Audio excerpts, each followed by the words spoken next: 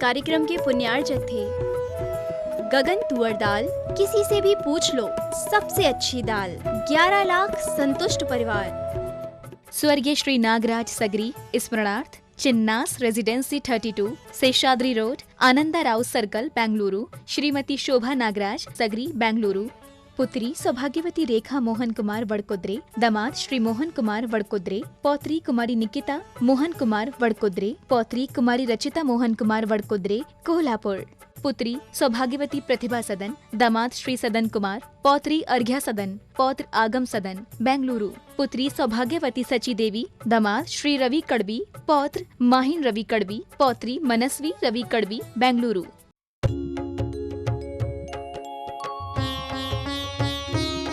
शंका समाधान।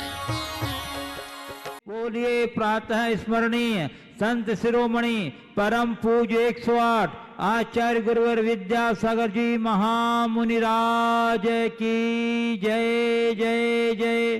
बोलिए गुणायतन प्रणीता, शंका समाधान प्रवर्तक, भावना योग प्रवर्तक, प्रखर वक्ता, परम पूज्य 108 मुनिवर श्री प्रमाण सागर जी मुनिराज की जय जय जय।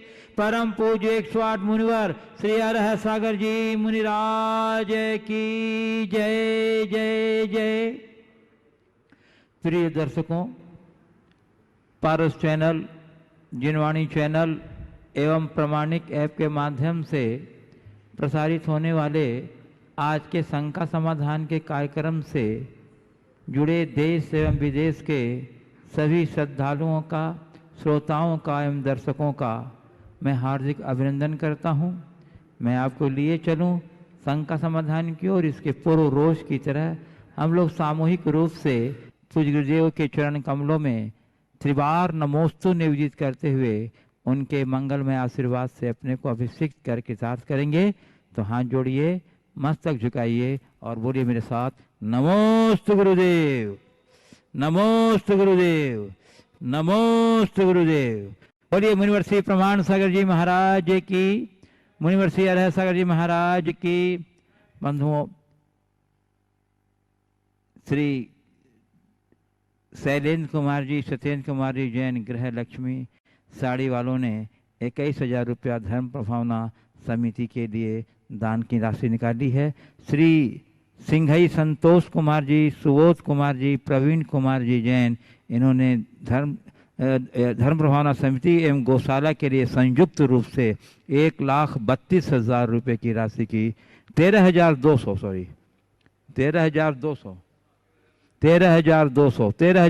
रुपये की राशि की घोषणा की है। श्री धन्ना लाल जी के पुत्र अनूप कुमार, आलोक कुमार, अमित कुमार जैन, इन्होंने भी धर्म प्रभावना समिति गौशाला एवं भोजनालय के लिए संयुक्त रूप से 21,000 रुपये की राशि की घोषणा की है। और श्रीमान राजकुमार जी के जवाई श्री रज्जी लाल जी जैन, रज्जी लाल जी के जवाई श्री रज्जी लाल जी जैन के जवाई चावल वाले श्री राजकुमार जी जैन सागर गुणायतन ट्रस्टी, इनमें राजकुमार जी ने दयोदय पशु सेवा केंद्र कटनी के लिए 51,000 रुपये की राशि और श्री रज्जी लाल जी ने दयोदय महासंघ भोपाल के लिए 51,000 रुपये की राशि निकाली है। मैं आप सभी दानदाताओं की उदारता का बहुत सम्मान करता हूं और गुरुदेव का आपको आशीर्वाद है। और गुरुदेव, अब आपकी अनुमति से मैं अपने दर्शकों को लिए चलता हूं शंका समाधान की ओर। प्रथम प्रश्न के लिए प्रश्न उपस्थित हो रहा है गुरुदेव गोपालगंज सागर से श्रीमती किरण राजेश जैन कह रही हैं। गुरुवर, आजकल तो बच्चों की कहावत के अनुसार दोनों हाथ में लड्डू चरितार्थ हो रहे हैं, क्योंकि अब उनके पास अधिकृत रूप से मोबाइल है नई शिक्षा नीति के अनुसार। गुरुदेव, मोबाइल के समय के उपयोग के लिए 2 बातें आवश्यक हैं, पहला समय और दूसरा सामग्री। यदि दूसरी समय और सामग्री, यदि इन दोनों में सात्विक संतुलन नहीं है तो मान लिया जाता है कि आप खुलेआम जहर पी रहे हैं, क्योंकि मोबाइल यदि एक हाथ में तलवार है तो दूसरे हाथ में विवेक और संयम की ढाल। गुरुवर, इस पर बच्चों को आप क्या संदेश देना चाहेंगे ताकि वे शिक्षित ही नहीं सुशिक्षित हों? देखिए, हर किसी को हमें औचित्य का ज्ञान कराना चाहिए। किसी भी कार्य के औचित्य पर हम जब विचार करें और औचित्य की समझ लोगों के मन में जगा दें तो वो किसी भी काम का दुरुपयोग नहीं कर सकते, क्योंकि ये टेक्नोलॉजी का युग है और बच्चों को उससे एकदम विलग नहीं किया जा सकता। वर्तमान की तो पूरी पढ़ाई उसी अनुरूप हो रही है। तो हमें चाहिए कि हम बच्चों के मनोमस्तिष्क में ये बात अच्छे से अंकित करें कि हमारा जीवन कितना कीमती है और जीवन में भी अध्ययन का काल कितना कीमती है। ये समय अच्छा पढ़ने, अच्छा सीखने और अच्छा समझने का है। जैसे हम अपने खाने पीने के विषय में विवेक रखते हैं कि हमें क्या खाना और क्या नहीं खाना, जैसे हम खाने पीने के संदर्भ में विवेक रखते हैं कि हमें क्या खाना क्या नहीं खाना, वैसे ही हमें क्या देखना और क्या नहीं देखना इसका भी विवेक रखना चाहिए। गलत खान पान से हमारे तन का स्वास्थ्य बिगड़ता है, तो गलत चीज़ों को देखने से हमारा मन बिगड़ता है, हमारी विवेक बुद्धि खंडित होती है, हमारे विचार विकृत होते हैं। हमें बच्चों को ये बात बालपन से समझाना चाहिए और उन्हें हर चीज़ का सही उपयोग करने की कला सिखानी चाहिए। यदि ऐसा हम करेंगे तो मैं समझता हूँ हम बच्चों को ज़्यादा प्रगतिशील बना सकेंगे, मौलिकता की सुरक्षा के साथ। पूज्य गुरुदेव, सूरत पार्ले पॉइंट गुजरात से श्री अशोक कुमार गांधी कह रहे हैं, एक बार गौतम स्वामी ने महावीर स्वामी से पूछा, प्रभु मौन और मुस्कान में क्या अंतर है? तो महावीर स्वामी ने बहुत सुंदर जवाब दिया। उन्होंने कहा, मौन और मुस्कान दो शक्तिशाली हथियार होते हैं। मुस्कान से कई समस्याओं का हल किया जा सकता है और मौन रहकर कई समस्याओं को दूर रखा जा सकता है। तो महाराज कृपया बताने की कृपा करें कि हमें ज़िंदगी में कब मौन और कब मुस्कान बनाए रखनी चाहिए जिससे हमारी ज़िंदगी सार्थक बने। अच्छी व्याख्या की है भगवान महावीर की आड़ में, व्याख्या अच्छी है।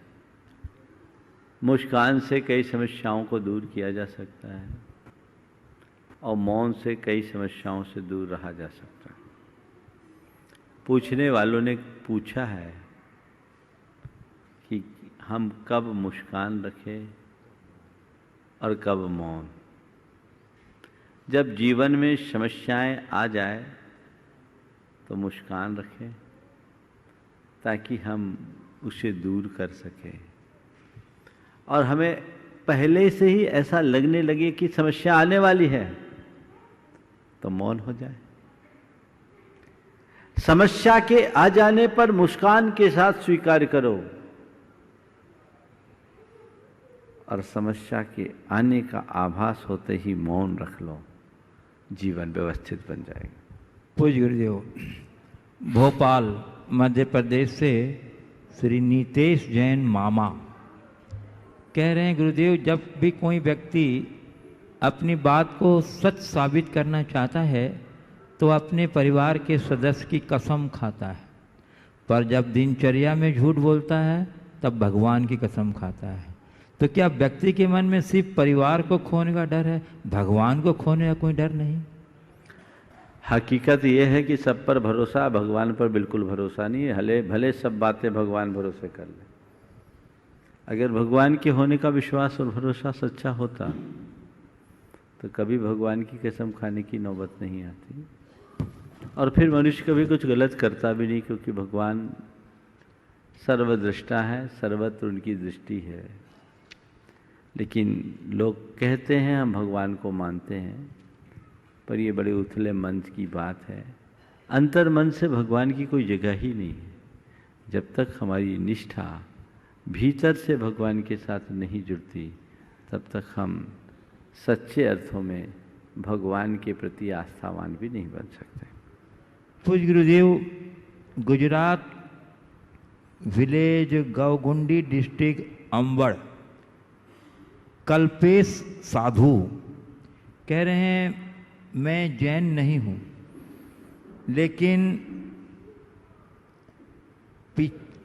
लेकिन पच्छा शैल से आपका शंका समाधान देख रहा हूँ। मेरे जीवन में बदलाव आया है। मैंने रोज का 200 रुपया का गुटखा खाता था जो मैंने छोड़ दिया। गुरुदेव, मेरा प्रश्न यह है कि बुरे लोग सुखी और ईमानदार लोग दुखी क्यों हैं? मैंने कई दुखी लोगों को और दुखी होते हुए देखा है। उम्मीद है आप मेरे प्रश्न का उत्तर अवश्य देंगे। बुरे लोग सुखी, ईमानदार लोग दुखी क्यों हैं? मैं आपकी बात से सहमत नहीं हूँ। बुरे लोग कभी सुखी नहीं हो सकते और ईमानदार कभी दुखी नहीं हो सकते। हाँ, बुरे लोग अमीर हो सकते हैं, अच्छे लोग गरीब हो सकते हैं। बुरे लोगों के पास आराम हो सकता है, अच्छे लोगों के साथ कष्ट हो सकता है। बुरे लोगों का प्रभाव दिख सकता है, अच्छे लोग प्रभावहीन दिख सकते हैं। बुरे लोग हृष्ट पुष्ट नजर आ सकते हैं, अच्छे लोग बीमार दिख सकते हैं। लेकिन बुरे लोग सुखी और अच्छे लोग दुखी कभी नहीं हो सकता। क्यों? क्योंकि बुराई का फल बुरा ही है और अच्छाई का फल अच्छा ही है, और ये फल तत्क्षण मिलता है। एक उदाहरण आपको देता हूं। आप यदि किसी के कोई चीज उठा लिए, मान लीजिए बाजू में बैठा व्यक्ति है, आपने उसके जेब को साफ कर लिया, पैसा आपने मन में रखा, खटका कितनी देर बाद आएगा? तुरंत आएगा नहीं। किसी की कोई चीज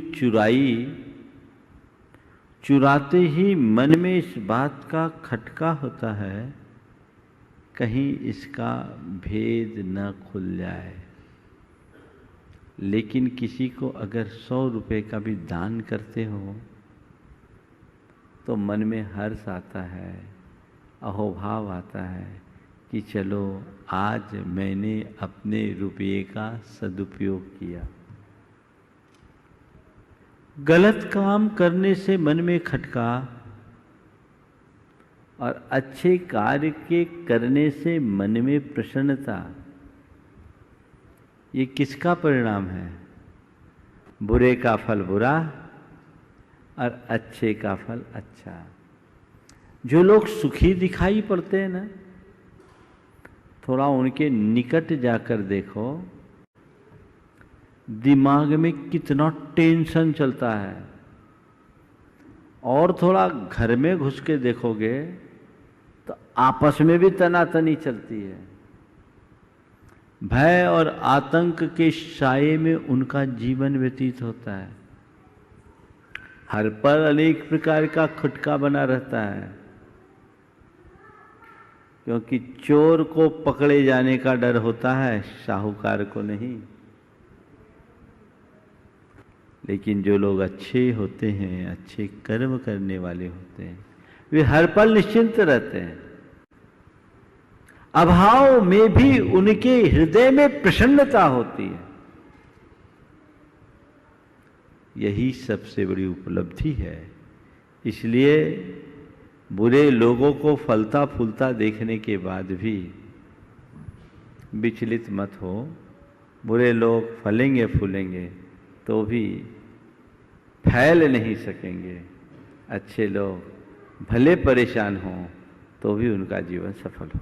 पूज्य गुरुदेव, देहरादून उत्तराखंड से श्री प्रदीप जैन कह रहे हैं, गुरुदेव मैं 10 लक्षण पर्व पर आपके ऑनलाइन शिविर में भाग लूँगा, परंतु मैं प्रतिदिन सुबह 5:30 से रात्रि में लगभग 8 बजे से सामायिक करता हूँ।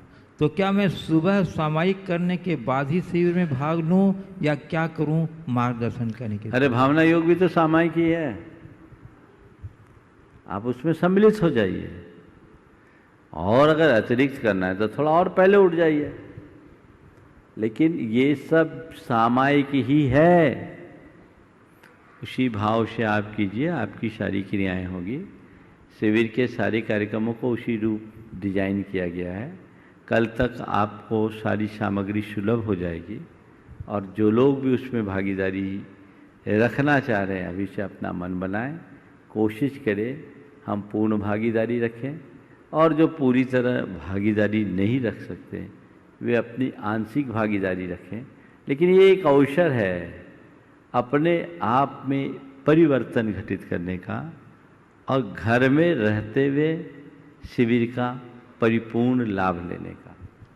पूज्य गुरुदेव, कन्नड़ महाराष्ट्र से प्रीतम जैन कह रहे हैं, गुरुदेव मेरी जिज्ञासा यह है कि राम भगवान हैं तो भी उनके मंदिर कम हैं और हनुमान जी शिष्य हैं, इसके बावजूद भी उनके मंदिर ज़्यादा क्यों हैं? देखो, राम हनुमान की आराधना है, बिल्कुल सही है। अब राम के मंदिर कम हैं, हनुमान के मंदिर ज़्यादा है। क्यों है? क्योंकि संकट मोचक हनुमान है, और जब हनुमान ही से काम हो जाता है तो राम का क्या काम? राम तो हमारे अंदर बसे ही हुए हैं। तो पहले संकट मोचक का प्रयोग करना पड़ता है। रामचंद्र जी ने भी हर संकट में हनुमान को ही याद किया है, अब इसीलिए हनुमान की इतनी प्रसिद्धि हो गई है, और वे सबके आगे आ गए, तो ये चलता है। पूज्य गुरुदेव, इंदौर से आकांक्षा सुनील जैन गुणायतन ट्रस्टी कह रहे हैं, नमोस्तु महाराज श्री, मैं आकांक्षा जैन 23 वर्ष की हूँ और साथ ही गुणायतन ट्रस्टी भी। मेरे बड़ों ने बताया है कि एक समय में जैन धर्म की महिमा अपार थी, जब सिर्फ एक जैनी के गवाही पर कोर्ट अपना डिसीजन कर देती थी, क्योंकि जैन कभी झूठ नहीं बोलते। लेकिन आज के समय में कहीं ना कहीं हमारे जैन समाज की प्रतिष्ठा पर दाग आने लगा है। फिर भी हमारे आचार्य श्री जी जैसे भगवान हैं होने की वजह से धर्म से लोग जुड़े हैं, लेकिन आने वाले समय में हम जैसे बच्चे जो सिर्फ स्टडी और कैरियर पर फोकस करते हैं, तो जैन धर्म को कैसे बचाएंगे? मेरे लिए एक चिंता का विषय है, कृपया समाधान दें। अच्छी बात है कि आपके मन में आगामी समय में तक जैन धर्म को अक्षुण्ण बनाए रखने की चिंता प्रकट हुई, और ये चिंता होनी चाहिए। हमें एक बात सदैव ध्यान रखना है कि देश काल की परिस्थितियों के अनुसार समाज में बदलाव होता है, हो रहा है, और जैनियों का अवमूल्यन हुआ है। और ये केवल जैनियों का नहीं, बढ़ते हुए उपभोक्तावादी सोच ने पूरी मानव जाति को प्रभावित किया है। आज कोई इससे अछूता नहीं है, कुएं में ही भांग पड़ गई। हर कोई किसी न किसी रूप में इस तरह से प्रभावित है। लेकिन फिर भी जिन लोगों की सांस्कृतिक निष्ठा जीवित है, वे आज भी उससे अछूते हैं। गुरुओं का सानिध्य, उनकी प्रेरणा हमारे जीवन के बदलाव का एक बड़ा आधार है। हम उनमें अपने आप को सम्मिलित न करें जो समय के बहाव में बह रहे हैं। हम अपना स्थान उनके मध्य बनाएं, जो इस समय के बदलाव के बाद भी अपने भीतर ठहराव रखे हुए हैं, और वह तभी होगा जब हमारी वैसी निष्ठा होगी। पूज्य गुरुदेव, प्रणाल जैन मालेगांव महाराष्ट्र से कह रहे हैं, मेरी जिज्ञासा ये है गुरुवर कि भविष्य के आधार पर सब आज का निर्णय लेना चाहते हैं। भविष्य में सुख मिले, भविष्य सुरक्षित हो, ऐसे निर्णय आज लेने का प्रयत्न करते हैं। सबके जीवन के पीछे अधिकतर भविष्य का ही विचार होता है, लेकिन भविष्य कोई नहीं जानता, केवल कल्पना ही की जा सकती। तो क्या जीवन के सारे महत्वपूर्ण निर्णय कल्पनाओं के आधार पर ही करना चाहिए? कल्पना के अलावा निर्णय लेने का तीसरा मार्ग क्या हो सकता है? कल्पनाओं का आखिरी वाक्य क्या है? तो क्या जीवन के सारे महत्वपूर्ण निर्णय कल्पनाओं के आधार पर करना सही है? कल्पना के अलावा निर्णय लेने का तीसरा मार्ग और क्या हो सकता है? देखिए, बात बिल्कुल सही है। लोग ज़्यादातर भविष्य के लिए सोचते हैं। गुरुदेव का एक हाइकू है, भूत सपना, भूत सपना, वर्तमान अपना, भावी कल्पना। भूत सपना, वर्तमान अपना, भावी कल्पना। बात सही है। अगर हम वर्तमान को ध्यान में रखते हैं तभी यथार्थ में अपने भविष्य को भी उज्जवल बना सकते हैं। भविष्य के विषय में सोचकर वर्तमान में कदम बढ़ाना बुरा नहीं है, लेकिन केवल भविष्य की कल्पना में ही खो जाने से बुरा कुछ नहीं। हम भविष्य की योजनाएं बनाएं और उसी अनुरूप वर्तमान में कदम बढ़ाएं। ये बात सुसंगत है, लेकिन भविष्य की कल्पनाओं में उलझे नहीं। कल मुझे क्या करना है, इस विषय में आज विचार करना बुरा नहीं है, लेकिन कल कुछ हो ना जाए, कल कुछ हो ना जाए या कल कैसे होगा, इस चिंता में उलझ जाने से बुरा और कुछ नहीं है। कल्पना हमारी प्रगति का आधार भी है, तो कल्पना हमारे विनाश का कारण भी। कल्पना हमें नए चिंतन के लिए प्रेरणा भी देती है, तो कल्पना हमें चिंताओं में मग्न भी कर देती है। यदि हम यथार्थ से स्पर्शित होते हुए आगे सोचते हैं तो वह हमारे जीवन में नव सृजन करती है, और उसे भुला देते हैं तो हमारे जीवन का सर्वनाश होता है। इसलिए वर्तमान में जीना है, लेकिन वर्तमान के साथ भविष्य तो जुड़ा ही हुआ है। कल की नींव मुझे आज रखनी होगी, जिस पर आने वाले कल का भव्य प्रसाद खड़ा होगा। लेकिन मैं आज कुछ अच्छा यत्न करूंगा तो मेरा कल सफल होगा। कल की चिंता में मैं अपने आज को विफल कर दूं तो मेरा आने वाला कल कभी सफल नहीं हो सकता। इसलिए कल्पना करना बुरा नहीं है, कल्पनाओं में खो जाना बुरा है। इसलिए इस सावधानी को ध्यान रखें। पूज्य गुरुदेव, मैं आप कुछ यहाँ उपस्थित जो जिज्ञासु हूँ उनका आपकी अनुमति से आमंत्रित करना चाहता हूँ। प्रथम प्रश्न के लिए श्रीमती संध्या सिंघई, उपकार परिवार, उपकार एजेंसी सागर। वो जब तक आ रही हैं गुरुदेव, तब तक एक प्रश्न ऑनलाइन आया हुआ है। श्री प्रकाश चैन, पाटनी, अजमेर, राजस्थान से कह रहे हैं, गुरुदेव मन के किसी कोने में पड़ी हुई नफरत के कण को कैसे क्वारंटाइन करें कि किसी रिश्ते को वेंटिलेटर पर नहीं जाना पड़े? कृपया समाधान करें। मन के किसी कोने में पड़े हुए नफरत के कण को कैसे और कितने समय तक क्वारंटाइन करें कि किसी रिश्ते को वेंटिलेटर पर नहीं किसी जाना रिश्ते को वेंटिलेटर में न जाना पड़े। अरे भाई, नफरत के कण को क्वारंटाइन करने की जरूरत नहीं है, क्षमा भाव से सैनिटाइज करने की जरूरत है। एक पल को अगर हमने उसे सैनिटाइज कर दिया तो फिर क्वारंटाइन करने की जरूरत ही नहीं है, फिर पृथकवास की जरूरत नहीं है, फिर तो सहजीवन हो जाएगा, साथ साथ जियोगे। क्षमा में वो ताकत है जो नफरत के सारे वायरस को एक पल में नष्ट कर देते, सारे विषाणु को समाप्त कर देते।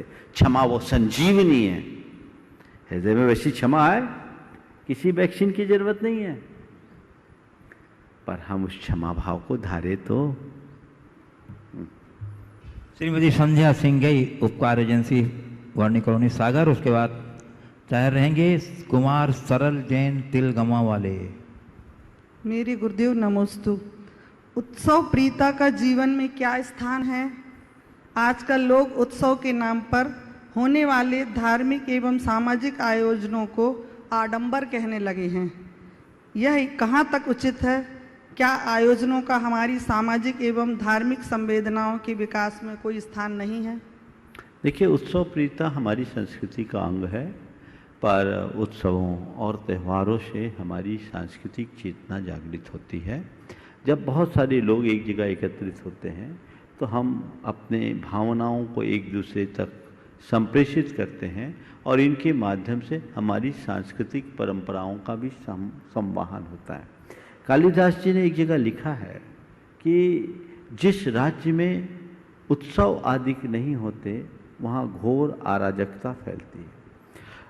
1947 में भारत की आज़ादी के बाद जब पूरे देश में दंगे हुए, विभाजन के बाद दंगे भड़कने लगे, तो कुछ लोगों ने नेहरू जी से ये सुझाव दिया कि इस वर्ष रामलीला नहीं होनी चाहिए, देश में अस्थिरता का दौर है,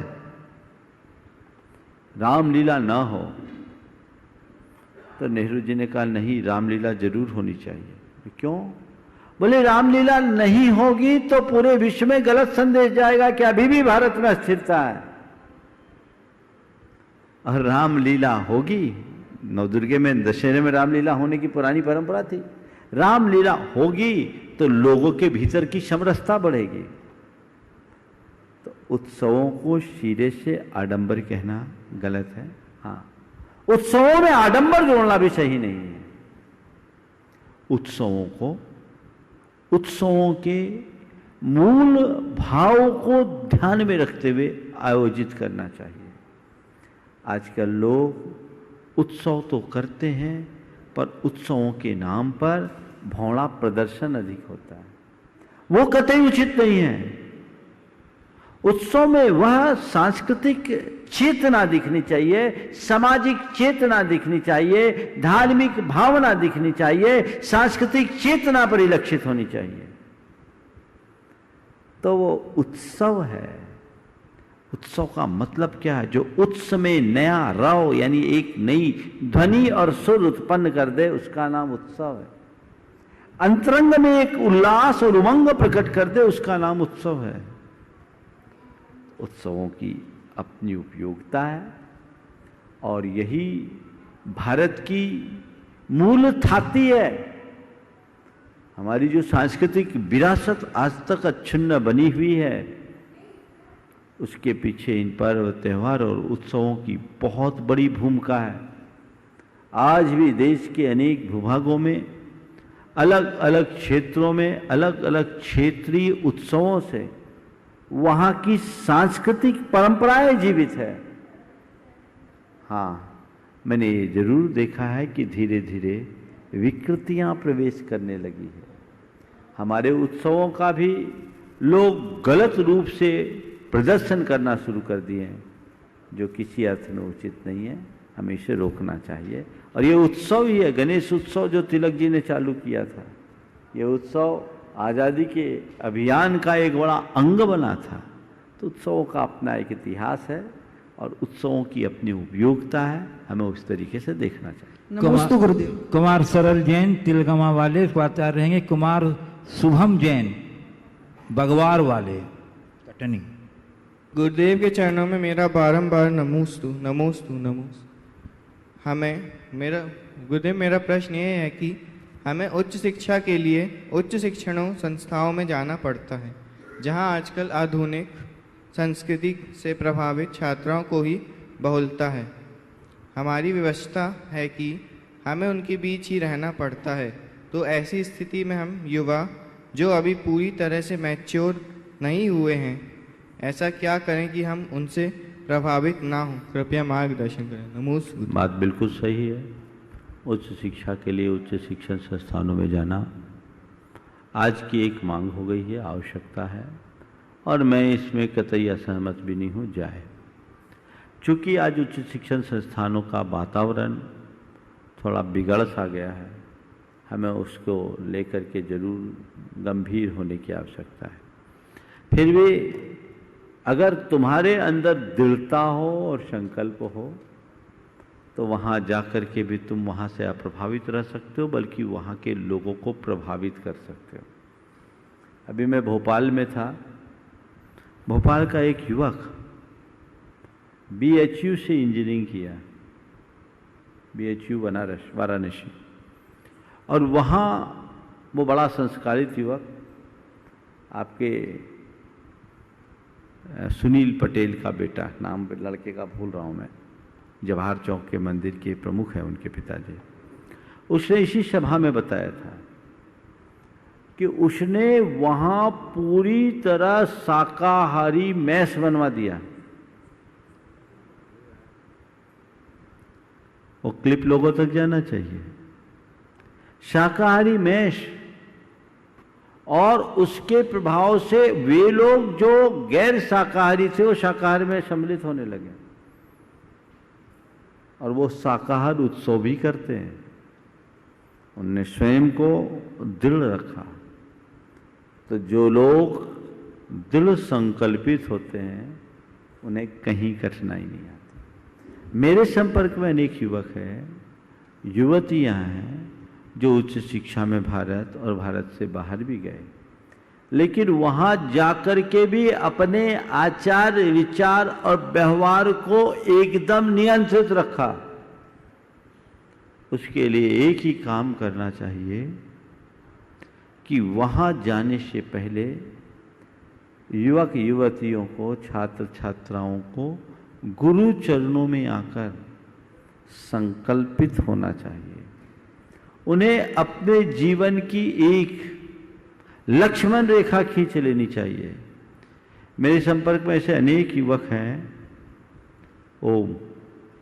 जिनने उच्च शिक्षाएं प्राप्त की है, और उच्च शिक्षा प्राप्त करने के बाद भी बाहर रहे हैं। बाहर रहने के बाद वे कहीं बिगड़े नहीं, मेरे पास से संकल्पित होकर के गए और लौटकर उन्होंने बताया कि महाराज जी, आपके नियम मेरे जीवन की सुरक्षा कवच बन गए। हमने नियमों का हमेशा ध्यान रखा, और उन नियमों का हमेशा ध्यान रखने के परिणाम स्वरूप हमारे अंदर दृढ़ता बनी रहे। तो यही जीवन की सुरक्षा का आधार। कुमार शुभम जैन, बगवार वाले कटनी, उसके बाद तैयार रहेंगी श्रीमती ज्योति सिंघई, न्यू परिधान कटनी। नमोस्तु गुरुदेव। गुरुदेव, मैं इतने दिनों से यहाँ पर रुका हूँ। मैं देख रहा हूँ कई माता पिता यहाँ पर आते हैं अपने बच्चों के साथ उनके नामकरण के लिए। अब गुरुदेव, मेरा प्रश्न ये है, हम माता पिता नाम रखते हैं एवं जो आप नाम रखते हो उस पर क्या अंतर रहता है? जैसे कि एक बार गुरुदेव मेरा भी हुआ ऐसा, मेरा नाम शुभम पहले घर से रखा गया, फिर बाद में जब कटनी में महाराज जी आए थे, महासागर महाराज जी, तो उनने बोला इसका नाम कथांश रख दीजिए, वो अच्छा रहेगा। तो गुरुदेव कृपया मेरी शंका का समाधान कर दीजिए। देखो, नाम तो नाम है। श्रद्धा भावना से प्रेरित होकर लोग गुरुओं के मुख से नाम लेना चाहते हैं, और गुरुजनों के मुख से जो भी नाम आता है प्रायः सार्थक नाम आता है। लोग इसे मांगलिक प्रतीक मानते हैं। हम लोग भी इसी स्नेह और वात्सल्य भाव से लोगों का नामकरण कर देते हैं। लेकिन मेरी दृष्टि में नाम कुछ भी हो, काम अच्छा होना चाहिए। समझ गए? अच्छा काम हो तो सब काम अच्छा। श्रीमती ज्योति सिंघई, न्यू परिधान कटनी, और उसके बाद तैयार रहेंगे श्री शैलेंद्र जैन कंजे, उपाध्यक्ष कटनी दिगंबर जैन पंचायत कटनी। नमोस्तु गुरुदेव।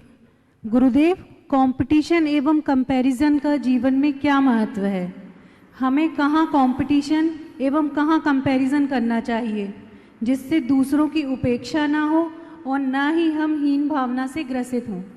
कंपटीशन और कंपैरिजन का जीवन में क्या स्थान है, हमें कहाँ कंपटीशन और कहाँ कंपैरिजन करना चाहिए।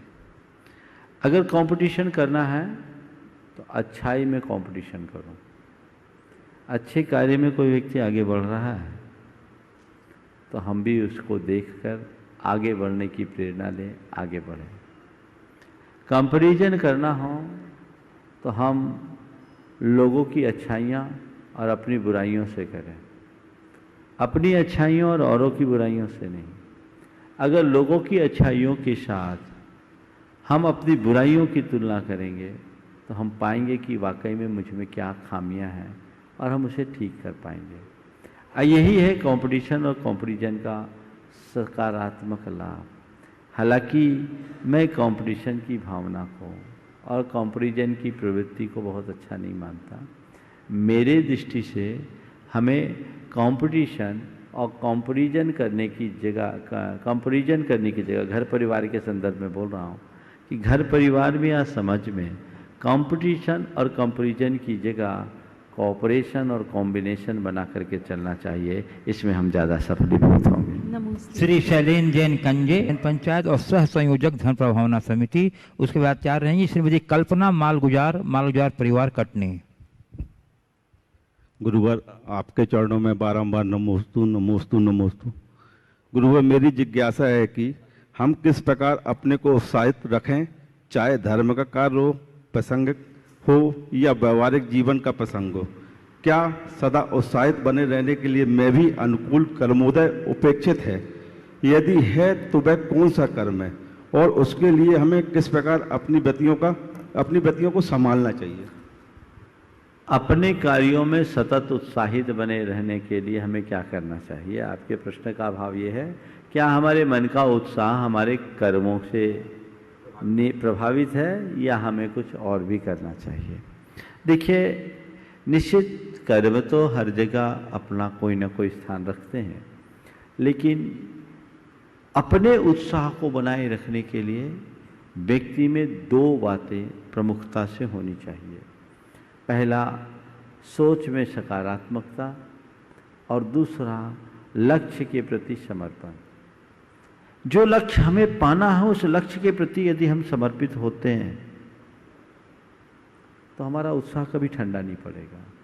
सोच में सकारात्मकता हो तो हमारा उत्साह बना रहेगा। इसके विरुद्ध यदि हम अपने इर्द गिर्द नकारात्मक लोगों को जोड़ के रखें और हमारा लक्ष्य ढीला हो तो हमारा उत्साह कमजोर होगा। तो जो हमें करना है सो करना है, जो हमें पाना है सो पाना है, ये ठानना होगा और इससे हम सेल्फ मोटिवेशन दें। कदाचित मन का उत्साह कम होने लगे तो हम उनके चरणों में जाएं जिनसे हम मोटिवेशन ले सकते हैं, जिनके वचन हमें अंतर तक प्रभावित करते हैं, जिनसे हमारा लगाव है, श्रद्धा है, जुड़ाव है। वो गुरु भी हो सकते हैं या परिजन भी हो सकते हैं, जिनका एक शब्द हमारे अंदर उत्साह जगा दे और हम अपने फिर बोझे हुए मन को ठीक कर दें। ये खुद के उत्साह के लिए। यदि किसी दूसरे का उत्साह कम हो रहा हो तो हम उसे प्रेरणा दे, प्रोत्साहन दे, थोड़ी प्रशंसा करें। प्रेरणा, प्रोत्साहन और प्रशंसा से व्यक्ति का उत्साह बढ़ता है, लेकिन इसकी जगह यदि हम व्यक्ति के लिए हतोत्साहित करते हैं, उसकी आलोचना करते हैं, उसकी बुराई करते हैं, तो उसका उत्साह मंद पड़ सकता है। तो हमें चाहिए कि लोगों के लिए हम अनुकूल वातावरण बनाएं। कर्म सिद्धांत की दृष्टि से यदि बात करें तो हमारा वीर्यांतराय कर्म का जितना अधिक क्षोभम होता है, हमारे हृदय में उतना अधिक उत्साह बढ़ता है। लेकिन ये बाहर की चीज़ें हैं। अंतरंग में हम अपना भाव जगा लें तो उत्साह जगेगा।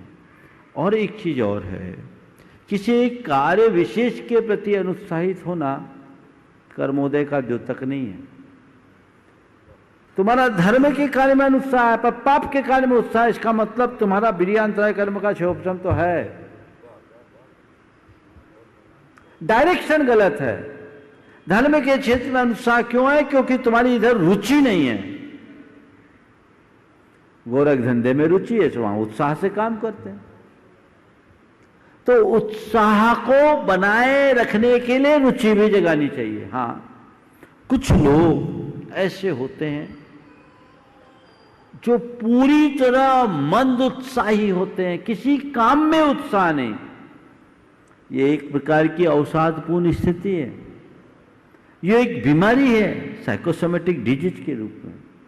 ऐसे लोग हैं तो हम समझेंगे कि बीमारी है और अंतरंग में उसके तीव्र वीर्यांतराय कर्म का उदय, ऐसे व्यक्ति के लिए कर्मोदय कहेंगे। इसलिए हर बार हर बात में कर्म का रोना ठीक नहीं है। अपनी करनी को सुधार लो, कर्म रोने लगेगा, तुम्हें कर्म का रोना नहीं रोना पड़ेगा। श्रीमती कल्पना मालगुजार। हालांकि गुरुवर हम लोग की शंका आपके चेहरा देख के समाधान अपने आप। बिल्कुल बिल्कुल। बस उसके बाद तैयार रहेंगी कुमारी धीरांशी जैन, पुरानी बस्ती, कटनी। महाराज श्री, मेरा और मेरे परिवार की तरफ से नमोस्तु। महाराज श्री, हमारा प्रश्न है, भटकने में अनादिकाल लग गया, भटकने में अनादिकाल लग गया और सुलझने में कितना समय की आवश्यकता है और किस प्रकार से ये सुलझे, ये हमारी शंका का है। देखो, भटकने में अनादिकाल है, सुलझने में एक क्षण, कुछ नहीं चाहिए। भटक रहे, गलत डायरेक्शन में गए तो भटक गए, डायरेक्शन चेंज कर लो, जिधर पीठ है उधर मुंह कर लो, जिधर मुंह उधर पीठ कर लो, सुलझ जाओगे। इतना ही तो करना है, समझ गए ना? बस डायरेक्शन बदल दो, सारी उलझन सुलझन में बदल जाएगी। कुमारी धीरांशी जैन, पुरानी बस्ती, कटनी। और उसके बाद तैयार रहेंगी कुमारी आशी जैन, सुपौत्री प्रमोद कुमार जी कक्का और सुपुत्री श्री आशु कुमार जी, शास्त्री परिवार, कटनी। हाँ, ऊपर आ जाएंगी स्टेज पर वो। गुरुदेव, आपके चरणों में मेरा बारंबार नमोस्तु। गुरुदेव, मेरा नाम धीरांशी है, जिसका अर्थ धैर्यवान होता है। तो गुरुदेव, मैं ये जानना चाहती हूँ कि धैर्य का हमारे जीवन में क्या महत्व है और हम बच्चे इस गुण को अपने जीवन में कैसे उतार सकते हैं? धैर्य का हमारे जीवन में क्या महत्व है? धीरज का हमारे जीवन में बहुत ज़्यादा महत्व है। हम कोई भी कार्य जब धीरज के साथ करते हैं तो उसका परिणाम आता है। धैर्य रखने से हमारी अंतर की शक्तियाँ संतुलित होती हैं, उससे हमारे भीतर सकारात्मकता बढ़ती है, हमारे मन में चिंताएं नहीं होती। अधीर हो जाने से व्यक्ति का आत्मविश्वास डगमगाने लगता है, नकारात्मकताएं बढ़ जाती है, जिसके कारण वो अपनी आत्मशक्ति को खो देता है। आ रही हैं कुमारी आशी जैन, सुपुत्री प्रमोद कुमार जी कक्का, सुपुत्री आशु कुमार जी अपने भाई आमर्श के साथ। और इसने इस वर्ष रक्षाबंधन के अवसर पर जो भी उपहार मिला है, हाँ, जो भी पैसे मिले हैं वो सब स्थानीय कटनी गौशाला के लिए यह भेंट दे रही है। एक बार जरा इनका अभिनंदन कर दीजिए। देखो, ये एक अच्छे संस्कार हैं। इस बिटिया ने कल इसको भाइयों ने और जिनने भी रक्षाबंधन में बंधवा करके जो दिया, इसने पहले ही कह दिया था कल ही कि इस बार मुझे जो भी राखी में मिलेगा मैं गौशाला को दूंगी। बहुत अच्छे बात। और जो टॉफी वॉफी मिली उसने रख लिया, वो अपने काम की चीज़ है, लेकिन पैसे की मुझे ज़रूरत नहीं है। मैंने कहा अच्छा, जितना मिला अच्छा अमाउंट था, हमारे क्या करोगी, इसका कितना दोगी?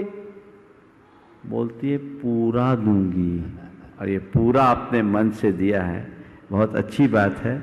आज के ये इसके दान के संस्कार भविष्य में इसे बहुत बड़ी दानी के रूप में प्रतिष्ठा दे, मेरा आशीर्वाद। ठीक है, चलो। श्री संतोष कुमार जी मालगुजार, मंत्री दिगंबर जैन, अध्यक्ष दिगंबर जैन पंचायत कटनी। और तब तक बंधुओं, आप लोग को विदित है कि इस वर्ष पूज्य गुरुदेव के मंगल सानिध्य में श्रावक संस्कार शिविर का आयोजन परीक्षण पर के पावन अवसर पर आयोजित होने जा रहा है। आप चाहते हैं कि घर बैठे सारे कार्यक्रमों का पूरा आनंद लें तो आप प्रमाणिक ऐप को डाउनलोड कीजिए और उस पर मुनि प्रमाण सागर यूट्यूब चैनल को सब्सक्राइब करें। हाँ, दोनों अलग अलग है, प्रमाणिक ऐप अलग है और मुनि प्रमाण सागर यूट्यूब चैनल अलग है। इसको आप सब्सक्राइब करेंगे तो आपको सारी अभी तक की गतिविधियां, नोटिफिकेशंस वगैरह मिल जाएंगे। साथ ही जो श्रावक संस्कार सी में भाग लेना चाहते हैं उनसे अनुरोध है कि आप अपने व्हाट्सएप नंबर को यहाँ रजिस्टर्ड कराएं ताकि उस शिविर में प्रयुक्त होने वाली सामग्रियां जैसे पूजा की पुस्तक है, पाठ की पुस्तक है, प्रतिक्रमण की पुस्तक है आदि जो कुछ भी व्यवहार में आएंगे वो सब की PDF फाइल आपको उस नंबर के माध्यम से मिल सकेगा। तो आप अवश्य ही इसको कराएं और उसके लिए मैं नंबर आपको दे रहा हूँ 9630804321। दूसरा नंबर है 9630804321। एक नंबर और नोट कर लीजिए 7772933339। इन दोनों में से किसी 7772933339। हाँ, पिछले कई दिनों से चल रहा है, शायद लोगों को याद हो गया। और दूसरी बात बंधु, आज प्रातः का आज मध्याह्न काल से लोगों का बहुत गुरुदेव रत्नकंठ सावकाचार्य का जो आपका क्लास पिछले दिनों चला उससे हम लोग अछूते रह गए हैं, तो आप पुनः इसको चालू कीजिए। गुरुदेव ने लोगों की भावना को ध्यान में रखते हुए आज से रत्नकंठ सावकाचार्य का क्लास प्रारंभ कर दिया है और कल से उसके साथ तत्वार सूत्र भी जुड़ेगा। आधे समय में रत्नकंठ सावकाचार्य, आधे समय में तत्वार सूत्र चलेगा और प्रमाणिक ऐप में इन दोनों ग्रंथ की PDF फाइल भी वहाँ पर है। आप इस हाँ, और लाइव चलेगा जिनवाणी करें। हाँ, प्रमाणिक ऐप में लाइव चलेगा ये पूरा क्लास, तो आप इसका पूरा लाभ उठाइए, बहुत उपयोगी है। और टाइम है मध्याह्न 3:15 बजे से 3:15 से एक क्लास होगा। बहुत उपयोगी है और आपके लिए भी बहुत अच्छा अवसर है। आप इसका पूरा लाभ उठाएं। और गुरुदेव, अब मैं संकट समाधान इकाई को आगे बढ़ाते हुए पहुंच रहा हूँ। तो खड़े हैं। हाँ, अच्छा, हाँ, अभी तो संतोष जी मान देखिए आज थोड़ा ज़्यादा स्पीड है इनकी। महाराज जी नमस्ते। अभी जो बात आप सबसे कही गई कि मध्याह्न में स्वाध्याय तो हमारा होता ही है। अभी सबको रत्नकंठ सावकाचार्य यहाँ संघ में ब्रह्मचारियों को पढ़ा ही रहा था, पर कुछ लोगों का बड़ा प्रबल आग्रह था कि ये हम लोगों को भी मिले। तो 109वें श्लोक के बाद से लोगों को उसका लाभ मिला और मुझे जैसी जानकारी मिली 1000 से अधिक लोगों ने प्रतिदिन उसका लाभ लिया और सभी का बड़ा आग्रह था कि शुरू से हम लोगों को मिल जाए तो बहुत अच्छा होगा। कटनी के लोगों का भी आग्रह था, लोग घर बैठे स्वाध्याय करना चाह रहे थे। हमने उनकी भावना को स्वीकार लिया है और रत्नकंठ सावकाचार्य को फिर से शुरू कर दिया गया है। जो घर बैठे रत्नकंठ सावकाचार्य का लाभ लेना चाहते वो लाभ लें। इसके साथ ही तत्वार सूत्र, ऐसे तो 10 लक्षण के 10 दिनों में हम लोग प्रतिदिन एक एक अध्याय की विवेचना सुनते ही हैं, लेकिन तत्वार सूत्र की पूरी कक्षा विधिवत वो है तो मूलतः ब्रह्मचारियों के उद्देश्य से, लेकिन आप सब भी उसमें लाभान्वित हो सकते हैं। 3:15 बजे से 4:30 बजे तक की अवधि में ये दोनों क्लासेस चलेगी, जो प्रमाणिक ऐप के माध्यम से और YouTube चैनल के माध्यम से आपको उपलब्ध होगी। जो भी इच्छुक लोग हैं वे घर बैठे इसका लाभ ले सकते हैं और ये दोनों क्लासेस आपको प्रमाणिक ऐप में हमेशा उपलब्ध होगी। जो उस समय नहीं ले सके वे आगे पीछे भी ले सकते हैं और इसकी जानकारी आप लोगों तक पहुंचा दें ताकि आप घर बैठे लाभ ले सकें। तत्वार सूत्र लंबे समय तक चलेगा और इससे आपको तत्वार सूत्र के रहस्यों को जानने का विशेष अवसर प्राप्त होगा। तो मुझे आशा है आप इस अवसर का पूर्ण लाभ उठाएंगे। श्री संतोष जी मालगुजार, अध्यक्ष दिगंबर जैन समाज कटनी, उसके बाद तैयार रहेंगी निधि जैन सतना। नमोस्तु महाराज जी, नमोस्तु। मेरा प्रश्न है महाराज जी कि हम अष्टमी और चतुर्दशी को एकासन या उपवास रखते हैं, ये किस कारण से अष्टमी और चतुर्थी अपने जैन धर्म में बहुत मान्यता रखती है, तो ये क्यों होता है, क्या कारण है कि इन्हीं समय में ऐसा इस विषय में अनेक बार मैंने उत्तर दिया है। जैन धर्म के अनुसार अष्टमी और चतुर्दशी को पर्व माना जाता है। अष्टमी को अष्टकर्म नाशनी और चतुर्दशी को 14 गुणस्थान पार उतारने वाले का प्रतीक माना जाता है। तो हमें इस संसार से पार उतरने के लिए इन तिथियों को विशेष व्रत उपवास के लिए सुरक्षित रखा। ये तो हमारी पारंपरिक चर्चा है, लेकिन इसके पीछे मैंने यद्यपि पहले भी बोला है, आज से लगभग 35 वर्ष पूर्व मैंने एक शोध लेख पढ़ा था और वो शोध अमेरिका के लोगों के लिए किया गया था। वो शोध पत्र था कि अमेरिका में लोग सर्दी के शिकार ज़्यादा होते हैं क्योंकि शीतकटिबंधीय देश है, वहाँ सर्दी पड़ती है। तो उस पर उन्होंने शोध किया कि जैसे धरती पर 2/3 जलभाग है, 1/3 ठोस भाग, वैसे हमारे शरीर में भी 2/3 जल तत्व है, 1/3 ठोस तत्व। जैसे समुद्र के जल का जल स्तर चंद्रमा की कलाओं से प्रभावित होता है, वैसे ही हमारे शरीर का जल तत्व भी चंद्रमा की कलाओं से प्रभावित होता है। उसमें उन्होंने एक डायग्राम बनाया था और उसमें लिखा था अष्टमी, चतुर्दशी, पंचमी, एकादशी, पूर्णिमा और अमावस्या के दिन ये एक सीध पर पड़ता है और उन दिनों हमारे शरीर का जल तत्व विशेष उफान पर रहता है। तो उन्होंने उन दिनों लोगों को, सर्दी जिनको ज़्यादा हो, उन दिनों उन्हें जल तत्व कम से कम लेने की प्रेरणा दी थी। उस लेख में एक टिप्पणी की गई थी कि शायद इसीलिए भारतीय परंपरा में, खासकर जैन परंपरा में, इन दिनों लोग व्रत उपवास करते हैं। व्रत उपवास न करे तो एकासन करते हैं और उसमें भी है तो हरी न ले, ताकि कम से कम जल तत्व हो और हमारा काम चल जाए। तो कुल मिलाकर सार ये है कि जीवन के विकास के लिए, तपस्या के लिए उपवास आदि का आवश्यक अपेक्षित है। हम अगर अन्य दिनों में उपवास करते हैं तो उस उपवास से हमारे शरीर में गर्मी अधिक बढ़ती, लेकिन अष्टमी और चतुर्दशी को उपवास करेंगे तो हमारे शरीर में अपेक्षाकृत हरासमेंट कम होगा। शायद ये भी एक कारण हो सकता है। निधि जैन सतना और स्वाचार्य रहेंगी कुमारी अदिति जैन कटनी। सभी ने नमोस्तु गुरुदेव। आज के कुछ बच्चों की रुचि धार्मिक क्रियाओं में कम होती है, लेकिन वो एक सजग नागरिक होते हैं। उनके मन में दया का भाव होता है जीवों के प्रति, दूसरों की मदद को तत्पर रहते हैं। लेकिन ऐसे स्वभाव व क्रियाओं से उनका आत्म कल्याण कैसे होगा? देखिए, मेरी दृष्टि में ऐसे बच्चे गलत नहीं हैं। वो धर्मी नहीं है तो कम से कम अधर्मी तो नहीं है। अब मेरा मानना है आज के समय में अधर्म न करना ही सबसे बड़ा धर्म है। इसलिए ऐसे बच्चों को हम उनकी आलोचना करने की जगह उनको हम ठीक तरीके से मोटिवेट करें और उनसे कहो कि बेटे, जो तुम कर रहे हो बहुत अच्छा कर रहे हो, लेकिन इसके साथ साथ थोड़े रिचुअल भी करने लगो, धार्मिक क्रियाओं को भी करने लगो और धीरे धीरे रिचुअल से स्पिरिचुअल की ओर बढ़ जाओ, तो तुम्हारे जीवन में सोने में सुगंध जैसी बात हो जाएगी। लोक कल्याण के कार्यों के साथ साथ अपने जीवन का आध्यात्मिक उत्थान भी जरूरी है, आत्म कल्याण की बात जरूरी है, और ये हम अंदर से सोचेंगे तभी हमारे जीवन में घटित होगा। तो हम ऐसे बच्चों को प्राय कहते ये तो धर्मी नहीं है, ये धर्म नहीं करता। अरे वो जो कर रहा है वो अधर्म थोड़ी है। हम उन्हें इस तरीके से अगर बोलेंगे तो वो हमसे दूर हो जाएंगे, और यदि हम उन्हें एक अच्छी सकारात्मक प्रेरणा देंगे तो सदैव हमारे साथ रहेंगे। कुमारी अदिति जैन कटनी।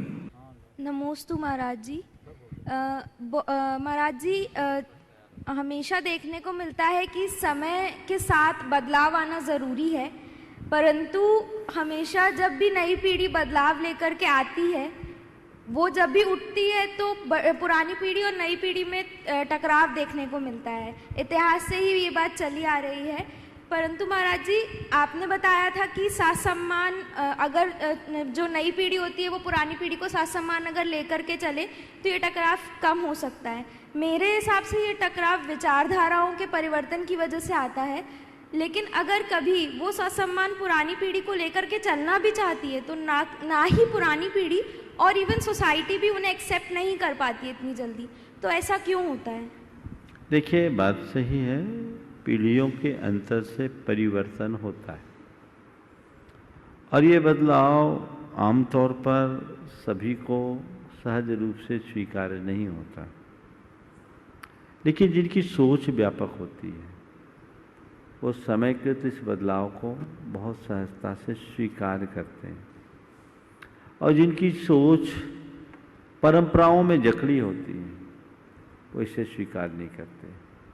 जहाँ स्वीकार्यता है वहाँ कोई टकराव नहीं, जहाँ स्वीकार्यता नहीं है वहाँ टकराव। मेरी एक राय है, बदलाव हो पर मूल को छेड़ते हुए नहीं, मूल को बचाते हुए। अगर मूल की सुरक्षा के साथ कोई परिवर्तन है तो उसका स्वागत करना चाहिए और उस परिवर्तन को कतई स्वीकार नहीं करना चाहिए जिससे मूल खंडित होता हो। हमें ये देखना होगा मौलिक पहचान प्रभावित ना हो, ये हमें देखने की जरूरत है। और पुराने लोगों को भी थोड़ी उदारता का परिचय देना चाहिए, क्योंकि change is the nature of the nature. ये तो बदलाव प्रकृति का नियम है, स्वभाव है। हमें बदलाव को स्वीकार करना होगा। हम बदलाव से न घबराएं, मौलिकता को बचाने के लिए सचेत रहें। यदि मौलिकता को बचा करके चलते हैं तो कहीं कोई चिंता की बात ही नहीं होगी। तो मुश्किल यही है कि हम मौलिकता की अनदेखी करते हैं, उसकी तरफ हमारा ध्यान जाना चाहिए। केवल हल्ला मचाने और हंगामा करने से बदलाव को नहीं रोका जा सकता। हम केवल इतनी सावधानी रखें कि इस बदलाव से मौलिकता कैसे सुरक्षित रखें। यदि ये हो तो सब बातें सहज घटित होगी। समय आप सबका हो गया। आज के सत्र को यहीं पर विराम। बोलिए परम पूज आचार्य गुरुवर श्री विद्यासागर जी महाराज। बोलिए परम पूज्य इक्ष्वाकु मुनिवर श्री प्रमाण सागर जी महाराज की। परम पूज्य इक्ष्वाकु मुनिवर श्री अरहत सागर जी महाराज की।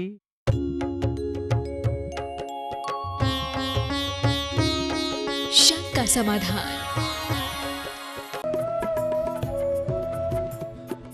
इस कार्यक्रम के पुण्यार्जक हैं गगन तुअर दाल।